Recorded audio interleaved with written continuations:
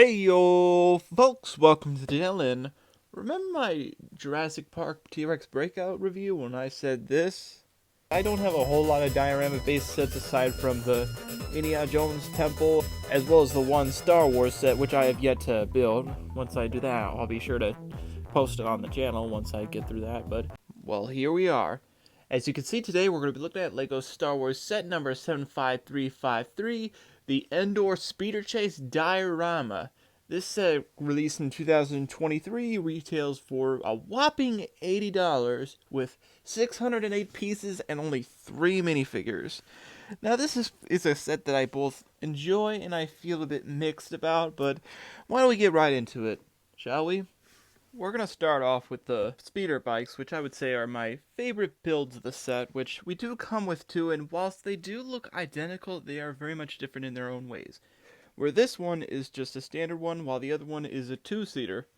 For now, let's just focus on the standard one. As you could obviously see, we got the Scout Trooper in there, which I will say it is a bit tricky to get him in there, because as you can see, most of the old speeder bikes kind of have like a little thing where you could put the middle of the legs in. Like where you see that slit for the middle of the legs, there would be a piece that would go there to keep it more fit, where this set lacks that. But I do think this speeder is really cool. It's interesting how it's all just one piece. Usually like I guess the front part is like separate where it can turn and the back part is also separate, but this is all just one piece. Usually there would also be a backpack on the back, but for this time we got this slope type of piece, which is pretty cool. And you also see for the thrusters on the back, you also got this butcher knife, but this time in black, which I think is new. I don't think this is found in other sets, but I could be wrong. On the bottom, there's not a whole lot to go across. I do believe this is meant to be like the blasters of sorts, as well as you got this piece, which we'll get back to it later. It's how it connects to the base of the set. Which I do like how this is built. I will say it's kind of weird that they chose this like muddy color when it's more so a brownish color, if I recall correctly, but still. This is a really nice build. I love the techniques they use, though I will say it does have some flaws, which I will get to that shortly. But for now, let's take a look at the other one, the two-seater. As the title suggests, it does fit two characters. Like I said, there are difficulties getting this character in. However, with this one, it's not so hard because, as I said before, it's a two-seater. You got this slope sort of piece to where you can set a minifigure normally, like so. Yeah. But aside from that, the build is pretty much just about the same, aside from the two-seater part of it. But yeah, I do love the unique pieces like the slopes instead of using that one front piece for the regular speeder bikes. And I also do gotta mention that this is a lot shorter than most of the speeder bikes, where most of them would use those jousting type of sticks, but still, it's really cool. I also like how they use like this bionic arm for the handles rather than the regular battle droid arms, as well as I believe this was the original agent's gun. It's nice for that to be in use rather than the top of the fire extinguisher, but in black. But yeah, let's actually take the figures out so that way you can get a better look at it without the figure. As you can see, this is where the figure would fit. I do like how it's done towards almost properly minifigure scale. I mean, it is, but I mean, it could be a bit more, but still. I'm not exactly sure how they would like improve on this build, aside from a few kinks that I'm not too pleased with. Let's also take a look at the single rider one. It's pretty much the same, aside from the back. You don't have that two-seater part. Let's take a look at comparison.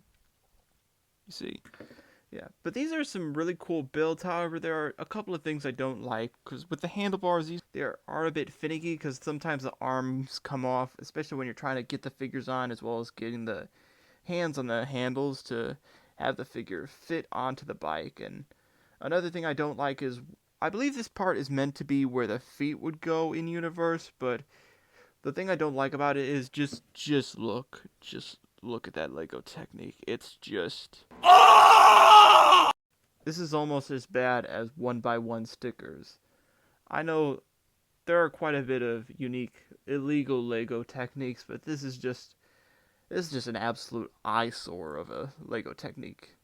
For those who don't know, illegal techniques is basically just a Lego technique where Lego or custom builders do something that most Lego sets wouldn't do. That's just could risk causing strain on certain pieces and whatnot. I feel like this was a very good example because I feel like these skeleton arms, which yes, this is the skeleton arm in black that was introduced in the Ninjago line. I do feel like that having it be like this could easily put strain on like the clip, which could easily cause it to eventually break, which one thing I will say, I do kind of wish they strengthened these pieces, especially for like the droid figures, so that way you don't risk cracked arms and all that.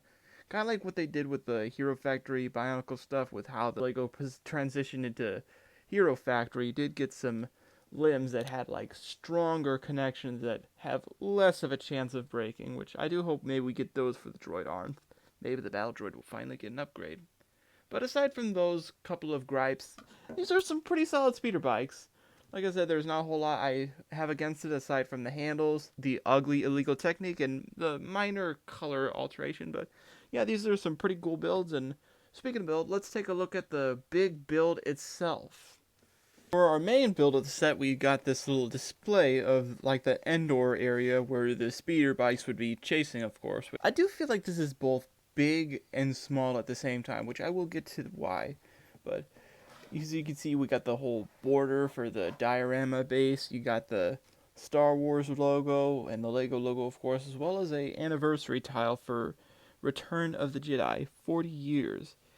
It's interesting that they chose to do an anniversary set of select sets. I do feel like we should have more anniversary-based sets based off certain movies. Like, I'm surprised Lego didn't do any anniversary-based sets for The Force Awakens. I know the sequel trilogy isn't very popular, but I do feel like The Force Awakens is probably the better of the 3 films of the sequel trilogy. And this year, we only got 3 sets, and none of them were really anniversary-based per se. One was a Kylo Ren helmet, as well as a very, very puny Kylo Ren shuttle build.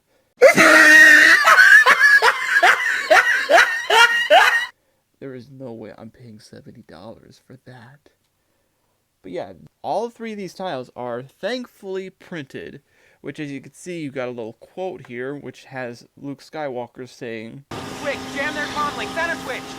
Which is quite an interesting quote to add, because I feel like that's not exactly a very popular quote per se, compared to the Death Star battle where he has him saying, "I'm a Jedi like my father before me," or so. But anyways, let's focus on the build itself rather than the diorama base. Let me lift it up so you can get a decent view. I do like the trail look with all the plantation and all that. You do see the clear rods, that's where the speeder bikes will be, and we'll look at that in action shortly, which I do love all the greenery. You got the leaves. I do like the inclusion of the leaves that came in the Rivendell set. And the tree builds are actually pretty good. Normally I don't like trees, especially the leaves, but these trees were actually pretty good to build. I do like how you got the leaves, as well as I imagine this greenery on the sides being moss. And the leaves were slightly tedious, but not as tedious as most tree-based sets. Let's turn this around so you can see this from the side. You can see how it looks from the side here. It's pretty thin, obviously. Got some more moss on this tree, as well as a better look. I do like the branch technique where you have like the end of most of the old dragon tails used for the branches. That's pretty clever. On back, you don't have a whole lot of greenery nor a whole lot of detailing, which on one hand I do understand, but on the other hand I do feel like this could have had a little more. Like maybe we could have added a fallen tree log or so, or just maybe another tree, even if it maybe had the set up be a bit bigger, which I wouldn't minded, especially if you got another tree, another speeder, and another scout trooper. But here's another look at it. Again, there's not a whole lot from the side views. It's what you see is what you get basically, but yeah. I do think the build is pretty cool, but like I said, I already stated my flaws. Like, I do feel like there could have been a lot more, especially for $80. I do feel like we could have gotten more for $80. And another thing I do not like is these like type of vine pieces right here, because these just pop off really easily. It's like the slightest, if you touch it the right way, it just falls. It's just hard to keep it flat on the ground. But aside from that, this is a decent build. I do like all the plants and the greenery, as well as the trail sort of look. It's pretty cute. But anyways, I think it's time we look at this set as a whole, speeders and all, just so you could see it in all its glory. So why don't we do that right now? And here we have it. You got the whole scene, speeder bikes and all. You even got the figures on there too, which I do feel like adding the speeder bikes kind of makes the set feel a lot less empty, if you will. On the instruction, it does also show you can move like the poles for the feet, and there goes one of those vines I was talking about. But on the set, on the instructions, it does show you can move the poles for the speeder bikes to have them in different positions, but I'd rather not. But I do feel like the speeder bikes in the set just make it feel a lot full, rather than feeling a bit empty. Like, this is a really nice view. I feel like this could be a thumbnail worthy shot. Like, look at it from all angles, it just looks a lot better with the speeder bikes. It's a decent enough build, but I feel like the speeder bikes really bring the set out. I already told you what I would add to the set, like another tree, or just make the set a bit bigger, maybe add an additional speeder bike or so, but otherwise I think this set is, I feel like this set could be more, but for what we got, it's okay though. I feel like the price is not really justified enough. Why don't we actually take a look at those figures right now, shall we? For our first figure, we have Endor Luke Skywalker, which I think this is the first time in years we've gotten an Endor Luke. I believe the first time we got him was in the original Endor Speeder Chase, where he just had like a green torso and black legs and black arms, where, as you can see here, he's got more greenish or muddy colors, basically the same color as the Speeder, along with some camouflage colors, as well as some printing on the back to represent the hood, as well as the camouflage, of course. Can't go wrong with the Endor helmet, which I'm surprised this has not changed over the years. Aside from the green on the helmet becoming a darker green, this has been the same piece, color, and all that for all these years. But it's nice to get a new Luke Skywalker Endor variant after so many years. It's nice to get more variants of Luke Skywalker that aren't the Tatooine version or the pilot version. As you can see, he does have his different hands for the robotic hand and all that. He's got some leg printing. I do wish there was some side leg printing, but it is what it is. He of course comes with his green lightsaber, which I do like how it appears to be a bit darker. I mean, I'm pretty sure it's the lightsaber that they use in more recent times, but I just do like how it kind of looks dark. Or maybe that's just a thing with me. But taking off the helmet, you do got the regular Luke Skywalker face, where you got a bit of a smirk on one side and a more neutral, determined sort of look. I know I say neutral a lot, but I'm not sure what other words to use. But he doesn't come with any hair pieces or anything, but still, despite that, this is a really nice figure, and I'm glad we were able to get this figure. But anyways, let's move on to the next figure, shall we? Our next minifigure is Princess Leia in her Endor attire, which I do believe this is our second time getting an Endor Leia, because I do believe that the first time we got it was in the Endor Bunker set. We could have got another one between those sets, but I could be wrong. And I'm not including the one in the Ewok Village. Though the set does say she's exclusive to this set, though I don't think she's. I do feel like she's the same one that comes in the Advent calendar. Although in the Advent calendar, she comes with a cookie piece as well as no helmet and instead a hair piece. With this figure, this does have a bit more of an olive green color for the torso and legs compared to Luke's mud color. I do like you also got some leg printing again. Like Luke, I do wish there was some side leg printing, but it's nice to get a unique version of Leia that isn't just her princess attire. She does have the exact same helmet piece as Luke Skywalker, and if you take off her helmet, she does have a confident smirk on one side and a more angrier face on the other. And of course, she also has a pistol.